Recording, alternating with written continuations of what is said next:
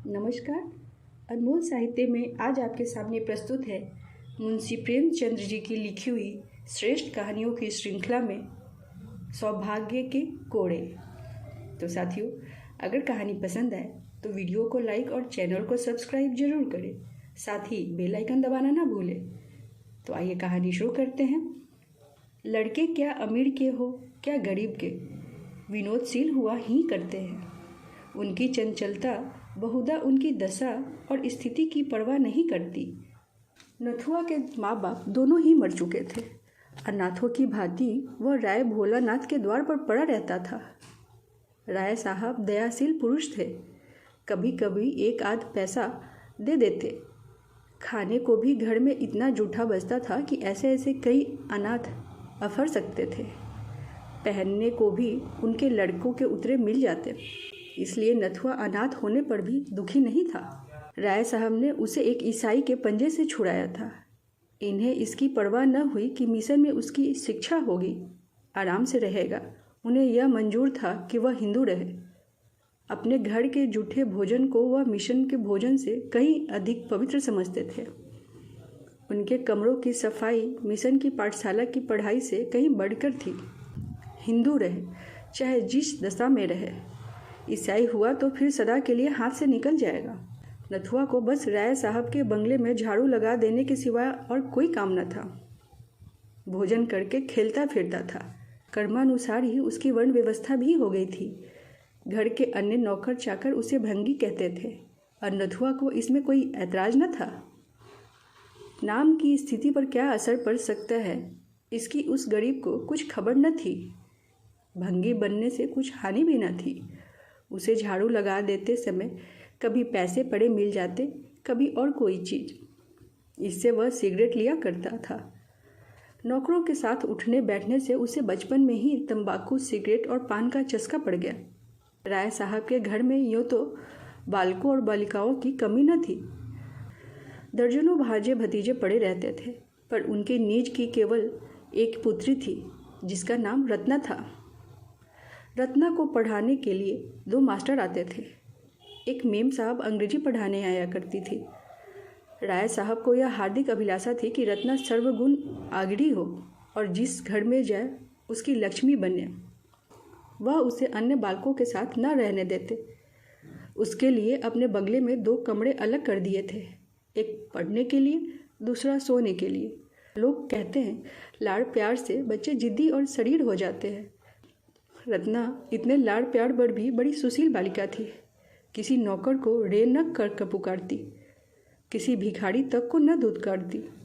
नथुआ को वह पैसे मिठाइयाँ दे दिया करती थी, कभी कभी उससे बातें भी किया करती थी। इससे वह लौंडा उसके मुंह लग गया था।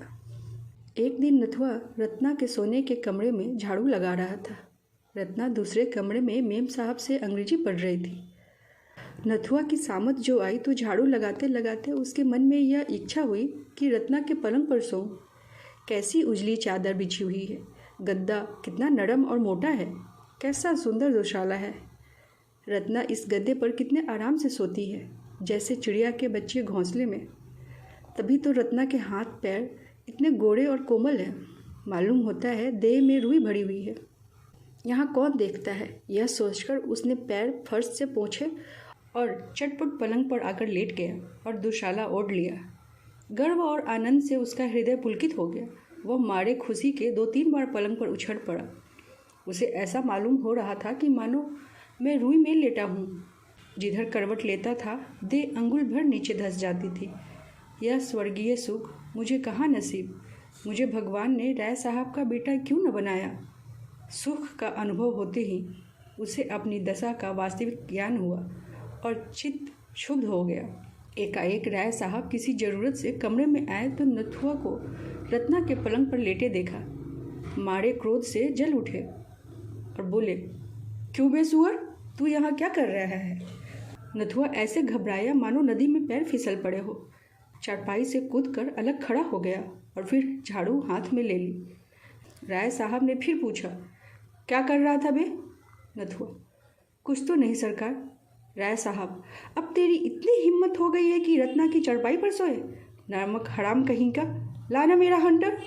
हंटर मंगवा कर राय साहब ने नथुआ को खूब पीटा। बेचारा हाथ जोड़ता था, पैर पड़ता था, मगर राय साहब का क्रोध शांत होने के नाम न लेता था। सब नौकर जमा हो गए और नथुआ के जले पर नमक छिड़कने लगे। राय साहब का क्रोध और भी बढ़ा। हंटर हाथ से फेंक कर ठोकरों से मारने लगे। रत्ना ने यह रोना सुना तो दौड़ी हुई आई और समाचार सुनकर बोली, दादाजी बेचारा मर जाएगा, आप इस पर दया कीजिए। राय साहब, मर जाएगा तो उठाकर फेंकवा दूंगा, इस बदमाशी का मजा तो मिल जाएगा। रत्ना, मेरी ही चरपाई थी ना, मैं उसे क्षमा करती हूँ। राय साहब, जरा देखो तो अपनी चरपाई की गत, पाजी के बदन की मैल भर गई होगी, भला इसे क्या सूझी? क्यों बे, तुझे क्या सूझी? यह कहकर राय साहब फिर लपके, मगर नथुआ आकर रत्ना के पीछे दुबक गया। इसके सिवा और कहीं सड़न न थी। रत्ना ने रोकर कहा, दादाजी मेरे कहने से इसका अपराध क्षमा कीजिए। राय साहब, क्या कहती हो रत्ना, ऐसे अपराधी कहीं क्षमा किए जाते हैं? खैर, तुम्हारे कहने पर छोड़ देता हूँ, नहीं तो आज इसकी जान लेकर छोड़ता। सुन वे नथुआ, अपना भला चाहता है तो फिर यहाँ ना आना, इसी दम निकल जा, सुवर्ण नालायक। नथुआ प्राण छोड़कर भागा, पीछे फिरकर न देखा। सड़क पर पहुंचकर वह खड़ा हो गया। यहाँ राय साहब उसका कुछ नहीं कर सकते। यहाँ सब लोग उनकी मुंह देखी तो न कहेंगे। कोई तो कहेगा कि लड़का था, भूल ही हो गई, तो क्या प्राण ले लीजिएगा? यहाँ मारे तो देखूं, गाली देकर भागूंगा, फिर कौन मुझे पा सकता है? इस विचार से उसकी हिम्मत बंध गई। बंगले की तरफ मुंह करके जोर से बोला, यहाँ आओ तो देखे, और फिर भागा कि कहीं राय साहब ने सुन न लिया हो। नथुआ थोड़ी ही दूर गया था कि रत्ना की मेम साहिबा अपने टमटम पर सवार आती हुई दिखाई दी। उसने समझा शायद मुझे पकड़ने आ रही है, फिर भागा, किंतु जब पैरों में दौड़ने की शक्ति न रही तो वह खड़ा हो गया। उसके मन ने कहा, वह मेरा क्या कर लेगी, मैंने उनका कुछ बिगाड़ा तो नहीं। एक क्षण में मेम साहिबा आ पहुंची और टमटम रोक कर बोली, नाथू कहाँ जा रहे हो? नथुआ, कहीं नहीं। मेम, राय साहब के यहाँ फिर जाएगा तो वह मारेंगे, क्यों नहीं मेरे साथ चलता, मिशन में आराम से रह, आदमी हो जाएगा। नथुआ, किरस्तान तो न बनाओगी? मेम, किरस्तान क्या भंगी से भी बुरा है, पागल। नथुआ, न भैया, किरस्तान न बनूंगा। तेरा जी चाहे न बनना, कोई ज़बरदस्ती थोड़ी ही बना देगा। नथुआ थोड़ी देर तक टमटम के साथ चला, पर उसके मन में संशय हुआ था। सहसा वह रुक गया। मेम साहिबा ने पूछा, क्यों चलता क्यों नहीं है? नथुआ, मैंने सुना है मिशन में जो कोई जाता है किरस्तान हो जाता है, मैं न जाऊंगा, आप झांसा देती हो।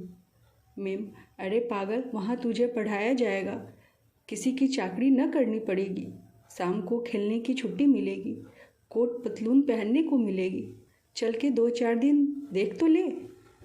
नथुआ ने इस प्रलोभन का उत्तर न दिया, एक गली से होकर भागा। जब टमटम दूर निकल गया तो वह निश्चिंत होकर सोचने लगा, जाऊं, कहीं कोई सिपाही पकड़कर थाने न ले जाए। मेरी बिरादरी के लोग तो वहाँ रहते हैं, क्या वह मुझे अपने घर रखेंगे? कौन बैठकर खाऊंगा, काम तो करूंगा, बस किसी को पीठ पर रहना चाहिए। आज कोई मेरी पीठ पर होता तो मजाल थी कि राय साहब मुझे यूँ मारते। सारी बिरादरी जमा हो जाती, घेर लेती, घर की सफाई बंद हो जाती, कोई द्वार पर झाड़ू तक न लगाता, सारी राय साहबी निकल जाती। यह निश्चय करके वह घूमता फिरता भंगियों के मोहल्ले में पहुंचा। शाम हो गई थी। कई भंगी एक पेड़ के नीचे चटाइयों पर बैठे शहनाई और तबला बजा रहे थे। वह नित्य इसका अभ्यास करते थे, यह उनकी जीविका थी। गान विद्या की यहाँ जितनी छीछा लेदर हुई है उतनी और कहीं न हुई। नथुआ जाकर वहाँ खड़ा हो गया। उसे बहुत ध्यान से सुनते देखकर एक भंगी ने पूछा, कुछ गाता है? नथुआ, अभी तो नहीं गाता, पर सिखा दोगे तो गाने लगूंगा। भंगी, बहाना मत कर, बैठ, कुछ गाकर सुना, मालूम तो हो कि तेरा गला है भी या नहीं। गला ही ना होगा तो कोई क्या सीखेगा। नथुआ मामूली बाजार के लड़कों की तरह कुछ न कुछ गाना जानता ही था। रास्ता चलता तो कुछ न कुछ गाने लगता था, तुरंत गाने लगा। उस्ताद ने सुना, जौहरी था, समझ गया यह कांच का टुकड़ा नहीं। बोला, कहाँ रहता है? नथुआ ने अपनी राम कहानी सुनाई। परिचय हो गया, उसे आश्रय मिल गया और विकास का वह अवसर मिल गया जिसने उसे भूमि से आकाश पर पहुंचा दिया।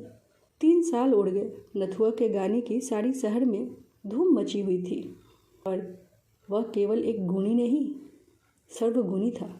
गाना, शहनाई बजाना, पखावज, सारंगी, तंबूरा, सितार, सभी कलाओं में दक्ष हो गया। उस्तादों को तो उसकी चमत्कारिक बुद्धि पर आश्चर्य होता था। ऐसा मालूम होता था कि उसने पहले ही पढ़ी हुई विद्या दोहरा ली है।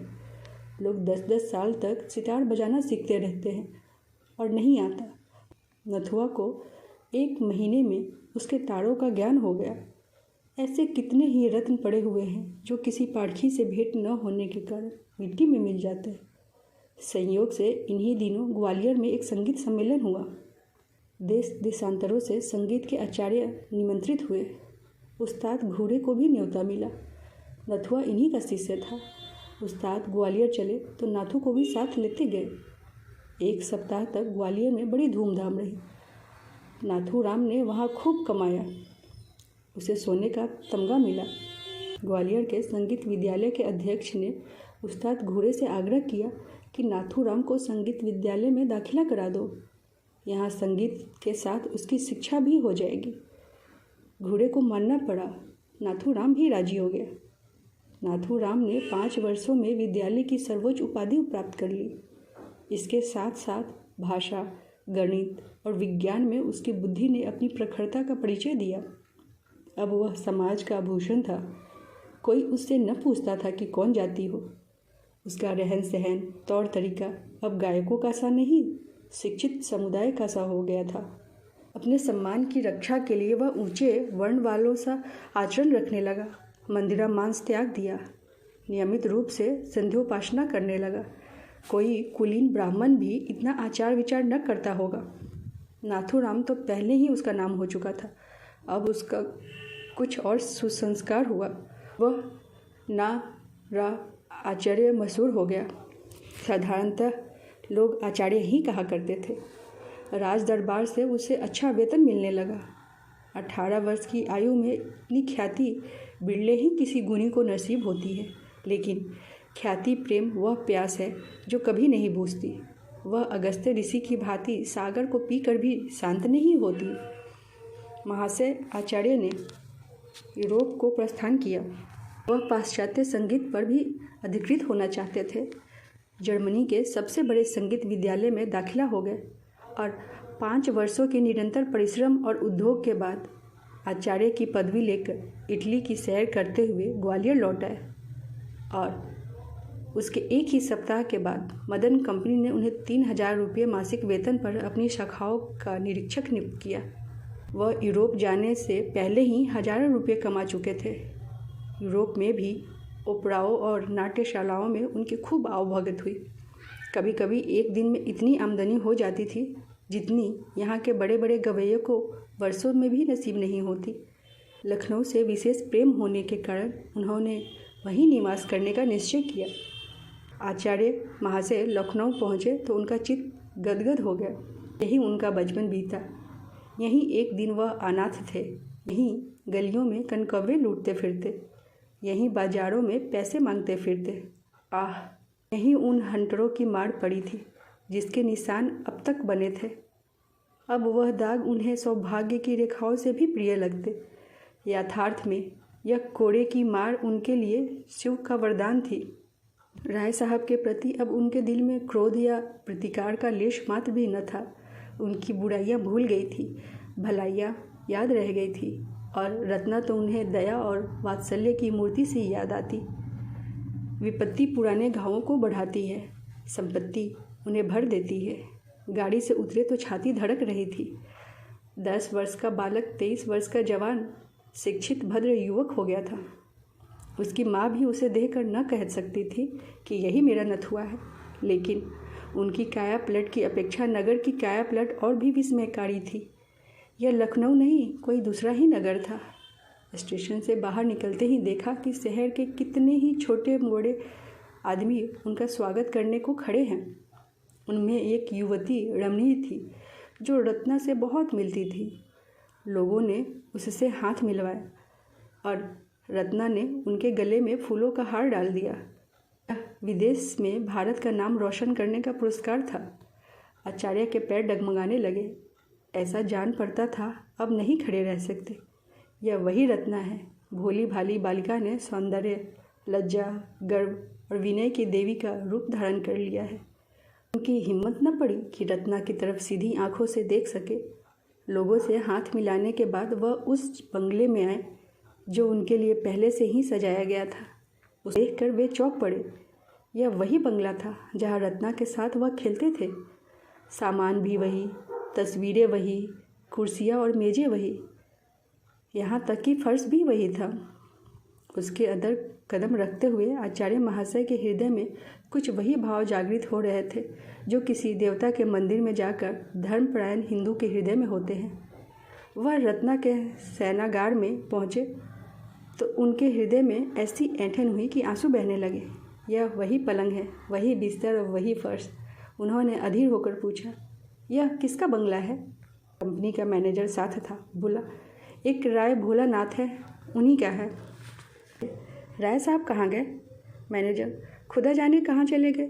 यह बंगला कर्ज की इल्लत में नीलाम हो रहा था। मैंने देखा हमारे थिएटर से करीब है।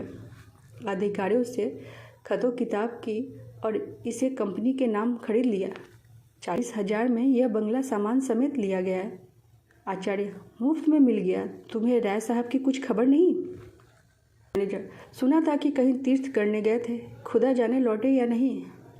आचार्य महाशय जब शाम को सावधान होकर बैठे तो एक आदमी से पूछा, क्यों जी, उस्ताद घूरे का भी हाल जानते हो? उनका नाम बहुत सुना है। आदमी ने सकरुण भाव से कहा, खुदाबंद उनका हाल कुछ न पूछिए। शराब पीकर घर आ रहे थे, रास्ते में बेहोश होकर सड़क पर गिर पड़े। उधर से एक मोटर लाड़ी आ रही थी, ड्राइवर ने देखा नहीं, लाड़ी उनके ऊपर से गुजर गई। सुबह उनकी लाश मिली। खुदाबंद अपने फन में एक था, अब उसकी मौत से लखनऊ वीरान हो गया। अब ऐसा कोई न रहा जिस पर लखनऊ को घमंड हो। नथुआ नाम के एक लड़के को उन्होंने कुछ सिखाया था और उससे हम लोगों को उम्मीद थी कि उस्ताद का नाम जिंदा रखेगा, पर वह यहाँ से ग्वालियर चला गया, फिर पता नहीं कहाँ गया। आचार्य महाशय के प्राण सूखे जाते थे कि अब बात खुली। दम रुका हुआ था जैसे कोई तलवार लिए सिर पर खड़ा हो। बारे कुशल हुई, घड़ा चोट खाकर भी बच गया। आचार्य महाशय उस घर में रहते थे, किंतु उसी तरह जैसे कोई नई बहू अपने ससुराल में रहती है। उनके हृदय से पुराने संस्कार न मिटते थे। उनकी आत्मा इस यथार्थ को स्वीकार न करती थी कि अब यह मेरा घर है। वह जोर से हंसते तो सहसा चौंक पड़ते। मित्रगण आकर शोर मचाते तो उन्हें एक अज्ञात शंका होती। लिखने पढ़ने के कमरे में शायद वह सोते तो उन्हें रात भर नींद न आती। यह ख्याल दिल में जमा हुआ था कि यह पढ़ने लिखने का कमरा है। बहुत अच्छा होने पर भी वह पुराने सामान को बदल न सकते थे और रत्ना के शयनागार को तो उन्होंने फिर कभी नहीं खोला। वह ज्यों का त्यों बंद पड़ा रहता था। उसके अंदर जाते हुए उनके पैर थरथराने लगते। उस पलंग पर सोने का ध्यान ही उन्हें नहीं आया। लखनऊ में कई बार उन्होंने विश्वविद्यालय में अपने संगीत नैपुण्य का चमत्कार दिखाया। किसी राजा रईस के घर अब वह गाने न जाते थे, चाहे कोई उन्हें लाख रुपए ही क्यों न दे। यह उनका प्रण था। लोग उनका अलौकिक गान सुनकर अलौकिक आनंद उठाते थे। एक दिन प्रातःकाल आचार्य महाशय संध्या से उठे थे। भोलानाथ उनसे मिलने आए। रत्ना भी उनके साथ थी। आचार्य महाशय पर रोब छा गया। बड़े बड़े यूरोपीय थिएटरों में भी उनका हृदय इतना भयभीत न हुआ था। उन्हें जमीन तक झुककर राय साहब को सलाम किया। भोलानाथ उनकी नम्रता से कुछ विस्मित से हो गए। बहुत दिन हुए जब लोग उन्हें सलाम किया करते थे, अब तो जाते थे हंसी उड़ाई जाती थी। रत्ना भी लज्जित हो गई। राय साहब ने कातर नेत्रों से इधर उधर देख कर कहा, आपको यह जगह पसंद तो आई होगी? आचार्य, जी हाँ, इससे उत्तम स्थान की तो मैं कल्पना भी नहीं कर सकता। भोलानाथ, यह मेरा ही बंगला है, मैंने ही इसे बनवाया और मैंने ही इसे बिगाड़ भी दिया। रत्ना ने झेंपते हुए कहा, दादाजी इन बातों से क्या फ़ायदा? भोला, फ़ायदा नहीं है बेटी तो नुकसान भी नहीं। सज्जनों से अपनी विपत्ति कहकर चित्त शांत हो जाता है। आशय, यह मेरा ही बंगला है, या यूँ कहिए कि था। 50,000 सालाना इलाके से मिलते थे। कुछ आदमियों की संगत में मुझे सट्टे का चस्का पड़ गया। 2-3 बार ताबड़तोड़ बाजी हाथ आई, हिम्मत खुल गई, लाखों के बारे न्यारे होने लगे, किंतु एक ही घाटे में सारी कसर निकल गई, बधिया बैठ गई, सारी जायदाद खो बैठा। सोचिए, 25 लाख का सौदा था। कौड़ी चित पड़ती तो आज इस बंगले की कुछ और ही ठाठ होता, नहीं तो अब पिछले दिनों को याद करके हाथ मलता हूँ। मेरी रत्ना को आपके गाने से बड़ा प्रेम है, जब देखो आपकी ही चर्चा किया करती है। इसे मैंने BA तक पढ़ाया। रत्ना का चेहरा शर्म से लाल हो गया। बोली, दादाजी, आचार्य महाशय मेरा हाल जानते हैं, उनको मेरे परिचय की ज़रूरत नहीं। महाशय क्षमा कीजिएगा, पिताजी उस घाटे के कारण कुछ अव्यवस्थित चित्त से हो गए हैं। वह आपसे यह प्रार्थना करने आए हैं कि यदि आपको कोई आपत्ति न हो तो वह कभी कभी इस बंगले को देखने आया करे। इससे उनके आंसू बुझ जाएंगे। उन्हें इस विचार से संतोष होगा कि मेरा कोई मित्र इसका स्वामी है। बस यही कहने के लिए यह आपकी सेवा में आए हैं। आचार्य ने विनयपूर्ण शब्दों से कहा, इसके लिए पूछने की ज़रूरत नहीं, आपका घर है, जिस वक्त चाहे शौक से आएँ, बल्कि आपकी इच्छा हो तो आप इसमें रह सकते हैं। मैं अपने लिए कोई दूसरा स्थान ठीक कर लूँगा। राय साहब ने धन्यवाद दिया और चले गए। वह दूसरे तीसरे दिन यहाँ जरूर आते और घंटों बैठे रहते। रत्ना भी उनके साथ अवश्य आती थी। फिर कुछ दिन बाद प्रतिदिन आने लगा। दिन उन्होंने आचार्य महाशय को एकांत में ले जाकर पूछा, क्षमा कीजिएगा, आप अपने बाल बच्चों को क्यों नहीं बुला लेते? अकेले तो आपको बहुत कष्ट होता होगा। आचार्य, मेरा तो अभी विवाह नहीं हुआ और न करना चाहता हूँ। यह कहते हुए आचार्य महाशय ने आंखें नीची कर ली। भोलानाथ, यह क्यों? विवाह से आपको क्या द्वेष है? आचार्य, विशेष कारण तो नहीं बता सकता, इच्छा ही तो है। भोला, आप ब्राह्मण हैं? आचार्य जी का रंग उड़ गया, सशंक होकर बोले, यूरोप की यात्रा के बाद वर्ण भेद नहीं रहता। जन्म से चाहे जो कुछ हूँ, कर्म से तो शूद्र ही हूँ। भोलानाथ, आपकी नम्रता धन्य है। संसार में ऐसे सज्जन लोग भी पड़े हुए हैं।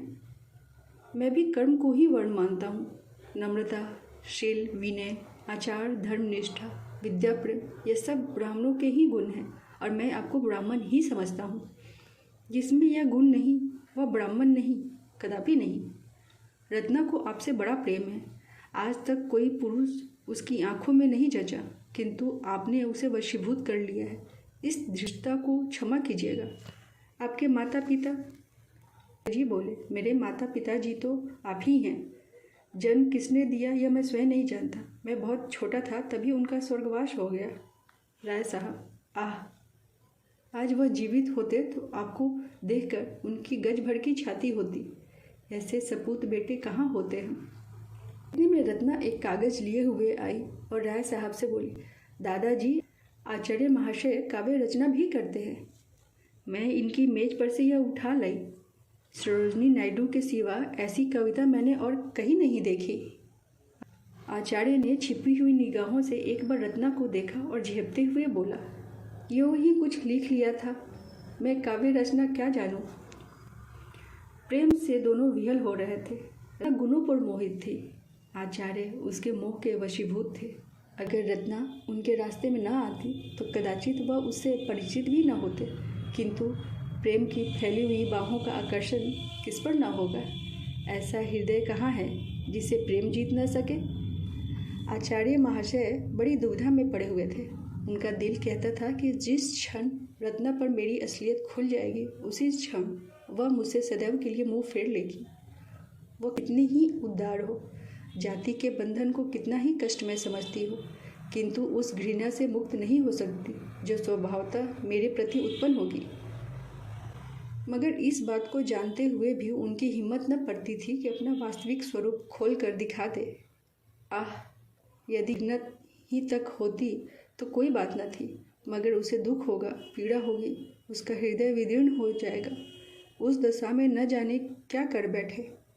उसे इस अज्ञात दशा में रखते हुए प्रणय पाश को दृढ़ करना उन्हें पड़ले सिरे की निश्चिता प्रतीत हो रही थी।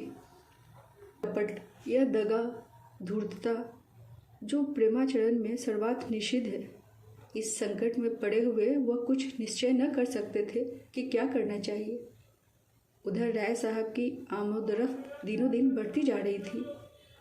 मन की बात एक एक शब्द से झलकती थी।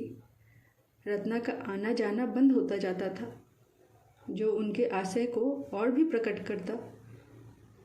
इस प्रकार 3-4 महीने व्यतीत हो गए।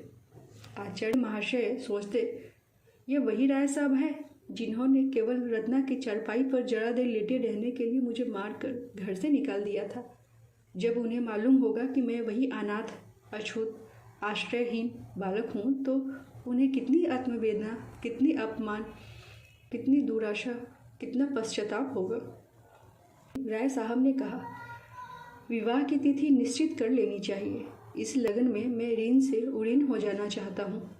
आचार्य महाशय ने बात का मतलब समझकर भी प्रश्न किया, कैसी तिथि? राय साहब, यही रत्ना की विवाह की। मैं कुंडली का तो कायल नहीं, पर विवाह तो शुभ मुहूर्त में ही होगा। आचार्य भूमि की ओर ताकते रहे, कुछ न बोले। राय साहब, मेरी अवस्था तो आपको मालूम ही है।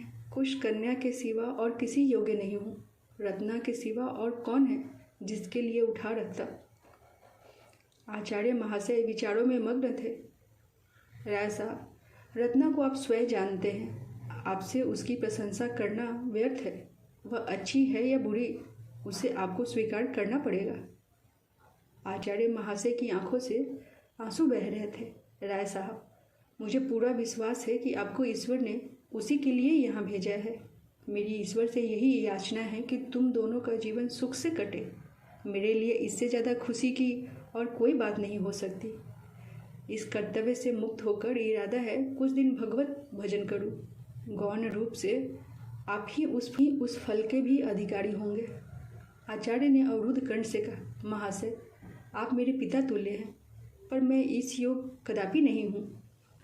राय साहब ने उन्हें गले लगाते हुए कहा, बेटा, तुम सर्वगुण संपन्न हो, तुम समाज के भूषण हो।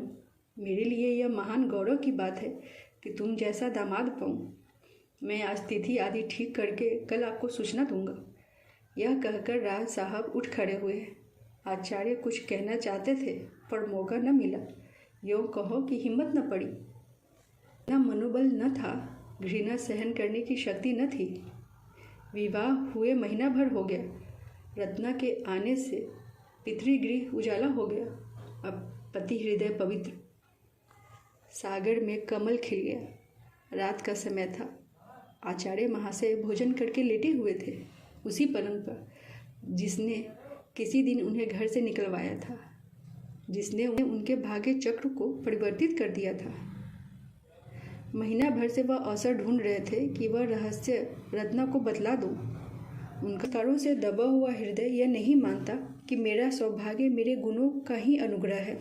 वह अपने रुपये को भट्ठी में पिघलाकर उसका मूल्य जानने की चेष्टा कर रहे थे, किंतु अवसर नहीं मिलता। रत्ना ज्यों ही सामने आ जाती, वह मंत्रमुग्ध से हो उठ जाते। बाग में रोने कौन जाता? रोने के तो अंधेरी कोठरी ही चाहिए। इतने में रत्ना मुस्कुराती हुई कमरे में आई। दीपक की ज्योति मंद पड़ गई। आचार्य ने मुस्कुराकर कहा, अब चिराग गुल कर दूं ना? रत्ना बोली, क्यों? क्या मुझसे शर्म आती है? आचार्य, हाँ, वास्तव में शर्म आती है। रत्ना, इसलिए कि मैंने तुम्हें जीत लिया? आचार्य, नहीं, इसलिए कि मैंने तुम्हें धोखा दिया। रत्ना, तुम्हें धोखा देने की शक्ति नहीं है। आचार्य, तुम नहीं जानती, मैंने तुम्हें बहुत बड़ा धोखा दिया है। रत्ना, सब जानती हूँ। आचार्य, जानती हो मैं कौन हूँ? रत्ना, खूब जानती हूँ, बहुत दिनों से जानती हूँ। जब तुम दोनों इसी बागीचे में खेला करते थे, मैं तुमको मारती थी और तुम रोते थे। मैं तुमको अपनी जूठी मिठाइयाँ देती थी और तुम दौड़ कर लेते थे। तब भी मुझे तुमसे प्रेम था। हाँ, वह दया के रूप में व्यक्त होता था। आचार्य ने चकित होकर कहा, रत्ना, यह जानकर भी तुमने? रत्ना, हाँ, जानकर ही। न जानती तो शायद न करती। आचार्य, यह वही चारपाई है। रत्ना, और मैं घातों में। आचार्य ने उसे गले लगाकर कहा, तुम क्षमा की देवी हो। रत्ना ने उत्तर दिया, मैं तुम्हारी चेड़ी हूँ। रत्ना, राय साहब भी जानते हैं? रत्ना, नहीं, उन्हें नहीं मालूम है। उनसे भूल कर भी न कहना, नहीं तो वो आत्मघात कर लेंगे। आचार्य, वो कोड़े अभी याद है? रत्ना, अब पिताजी के पास उसका प्रायश्चित करने के लिए कुछ नहीं रह गया। अभी तुम्हें संतोष नहीं हुआ? धन्यवाद। अभी आप सुन रहे थे मुंशी प्रेमचंद्र जी की लिखी हुई कहानी सौभाग्य के कोड़े।